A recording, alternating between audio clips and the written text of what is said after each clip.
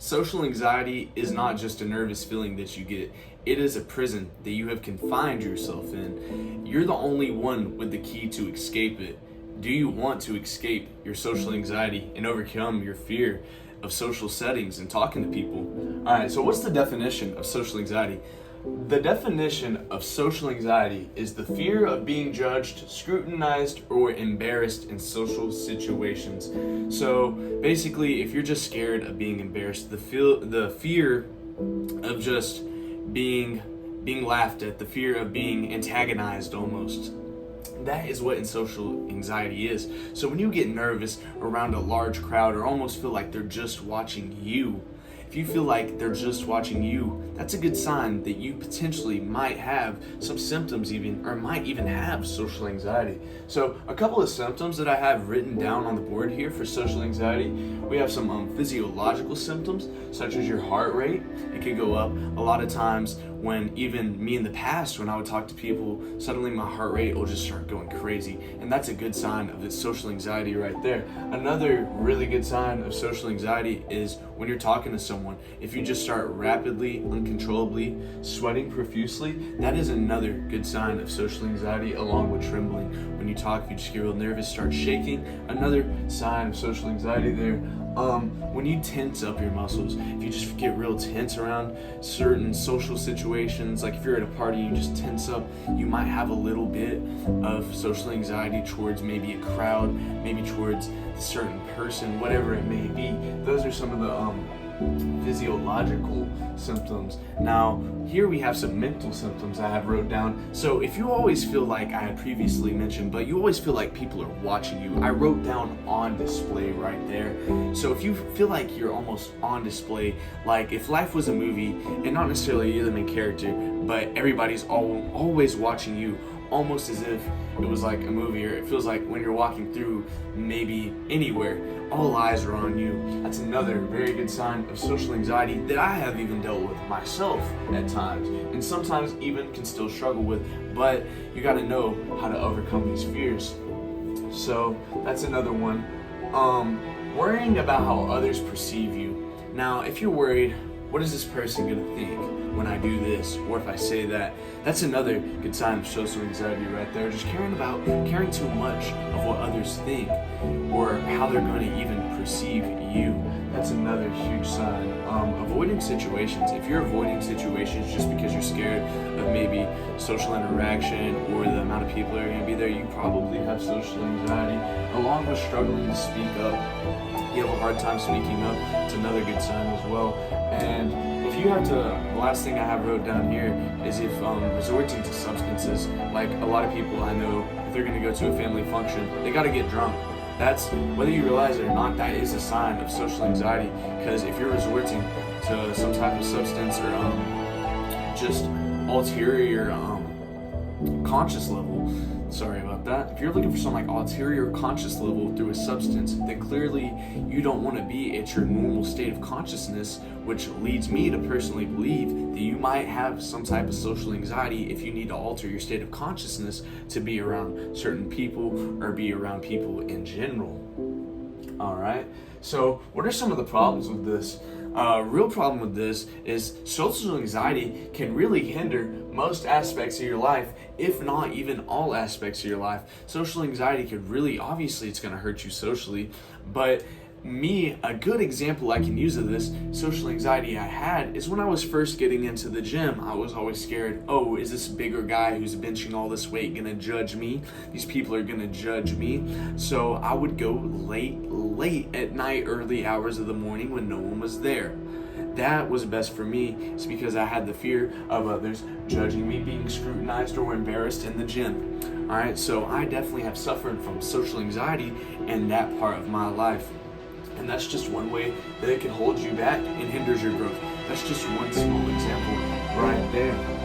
Alright, so what can be some of the causes of this social anxiety and this fear that I'm feeling? So I always like to, when I talk about these videos and overcoming any like mental behavioral problem that you have, well, it's always gonna, most of the time, I like to look back on childhood. Childhood's a great thing. Past traumas. There could have been something, maybe a certain event in your life, maybe when you were very young, that you're not even certain of that really impacted the way you feel, all right, towards social settings, maybe even towards certain people, things of that nature, all right? And to go off of that, not only your past traumas, but just your life experience as a whole, maybe how people treated you in high school. Me personally, one reason I still even kind of do get nervous at times, I wouldn't say I suffer from social anxiety, but is because of my past experience in high school, for example. I always felt like the odd one out. I always felt scrutinized. I always felt like embarrassed. So these past experiences could even affect me now, and that might be another cause of your social anxiety right there. All right, another huge cause of social anxiety is just going to be overthinking in general. You can't really go too much on that, but just overthinking, oh, this is going to happen in this situation. For example, just something small. What if I'm walking in front of a group of attractive females and I trip and stumble and, oh, I'm embarrassed in that certain social situation, all right? So you don't necessarily need to be embarrassed about that. Just how I've written right here, was it a mistake or is it awkward? You didn't really make a mistake right there. It was just a little awkward. All right, so that's one thing I really want us to be thinking about as we're talking about this video, or when you just have social interactions throughout your daily life. Was that really, did I make a genuine mistake right there in that interaction? Or was that just a little embarrassing and awkward? Not necessarily embarrassing, but more awkward. I wouldn't necessarily say embarrassing. I would lean more towards the awkward. So you have internal fear, and that internal fear of just being scared, or that internal fear of talking to people, or that internal fear of embarrassment, or whatever that internal fear may be that you figured out the cause of. Once you figured out the cause and you got the internal fear, well, you need to block out that internal fear, because your internal fear is going to feed in to your anxiety, and it's just going to keep making that worse and worse and worse until it just, until it just gets so bad that you can't necessarily take it, or you don't want to face any social settings at all. So that's a good thing when I like to bring in exposure therapy. So if these internal fears are really eating you, it's a good idea to maybe expose yourself to these certain social situations. A good example of this in my real life time is, dude, ever since I've got to college, whether that be joining fraternity, joining clubs, just talking to random people, I've done a lot of exposing myself, like socially, and talking to new people. Before college, I would even show some of these symptoms a lot more. I would shake when I would talk to new people sometimes. My muscles would get tense, but now when I talk to someone, I realize that we're both humans and we both can be awkward and both make mistakes, and at the end of the day, nothing really matters that much. So you need to just expose yourself to different social situations. Go be around. Go talk to somebody. Even if that's a small little thing like making conversation with the clerk at the gas station. Things of that nature. These small gradual wins will build onto each other until you can just gradually increase the social situation that you're in. So maybe instead of talking to the gas station clerk, maybe try to go talk to 3 or 4 different, maybe go hang out with one of your friends and go hang out with the mutual friends, and then maybe after you've gotten more comfortable with hanging out with different people, then maybe go out to some type of event, and maybe a school or a workplace event, things of that nature. And after a while, these gradual wins, they will just lead to increase in your social awareness, and you'll be less fearful of going out there in the world, and just basic interactions won't scare you as much. So why as humans, why do we just biologically feel this way? So a lot of people naturally, without even realizing it, they just get a little nervous in large crowds. I feel like it's a normal thing in public speaking. If you get in front of a crowd of 1,000 people and you've never done it before, a lot of these symptoms are probably going to show up. And why is that? Now, the reason behind that is evolutionary anxiety. I'm sure a lot of you have heard of fight or flight before. So that's basically what evolutionary anxiety is. It's the heightened awareness of a threat.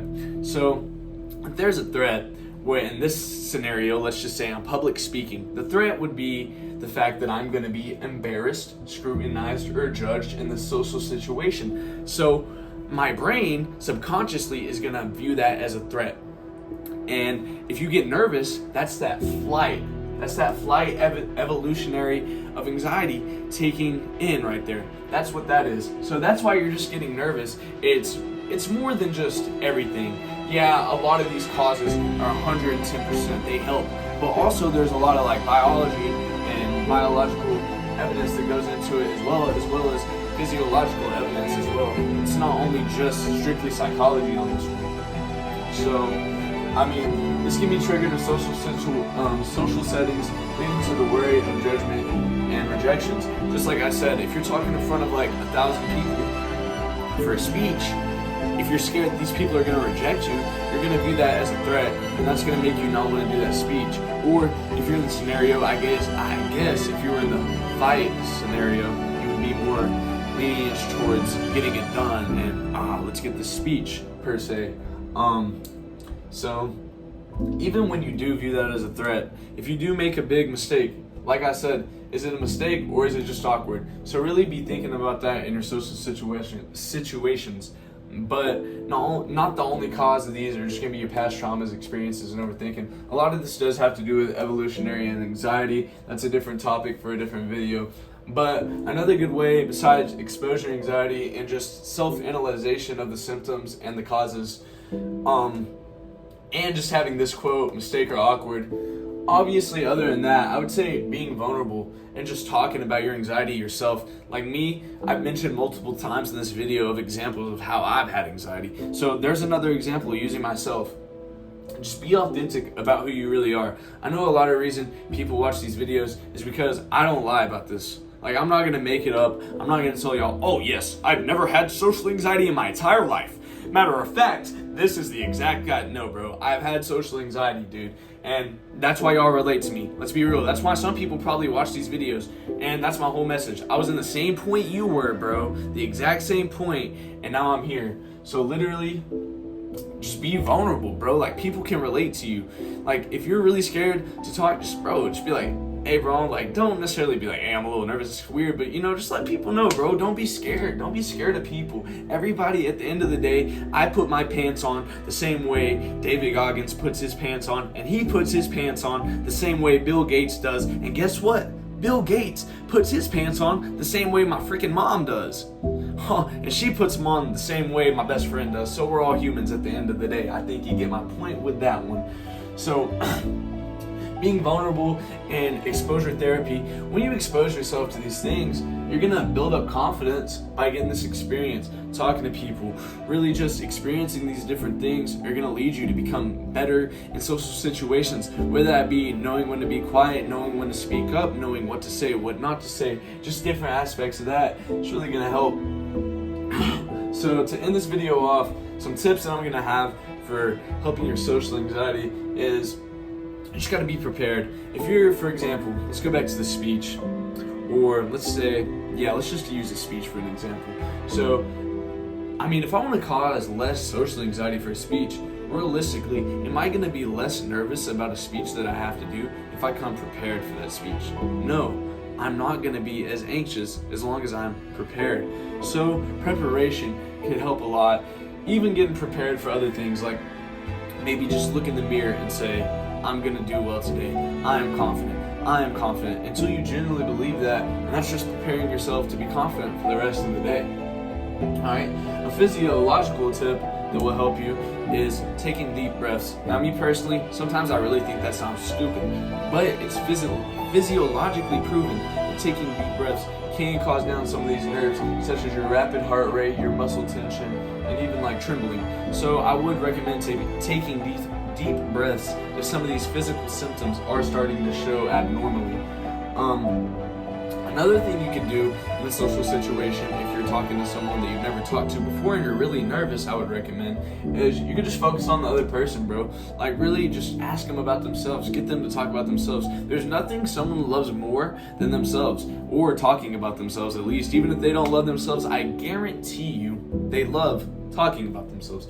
So just focusing on the other person sometimes doesn't hurt at all either. Have a good group of guys or gals around you, good friends, good supportive people. They're not going to necessarily push you away from your comfort zone.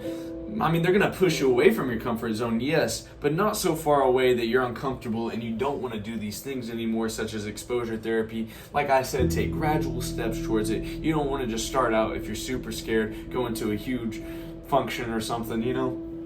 Gradual steps. So have a good group of supportive friends that can help you take these gradual steps and help you overcome it. All right, exposure, like I had previously mentioned throughout the entire video. Another thing that I have written down on here that's going to take a lot of to overcome your social anxiety is time and patience. I know that's what you didn't want to hear, but the way to make the time and the patience speed up the quickest is exposure. So the more you expose yourself, the less time you're going to have to put into becoming less socially scared, less socially fearful. So I would recommend implementing these things, but just to do a little quick summary, social anxiety is the fear of being judged, scrutinized, and embarrassed with social situations. Symptoms: rapid heart rate, sweating, trembling, muscle tension, or feeling on display, worrying how others perceive you, avoiding social situations, struggling to speak up. Substance abuse is also another one. All right, it hinders your growth in most aspects of your life, if not all. Causes can be past traumas, experiences, and sometimes even overthinking. All right, we talked a little bit about evolutionary anxiety or fight or flight. Your internal fear feeds your anxiety. Everyone will laugh, or you could think something along the lines of, they won't even notice if I do this. So that's another good thing that you can do. Exposure therapy. When you do exposure therapy, gradually increase the situation that you're in, putting yourself in. Did you make a mistake, or did you just do something that was awkward?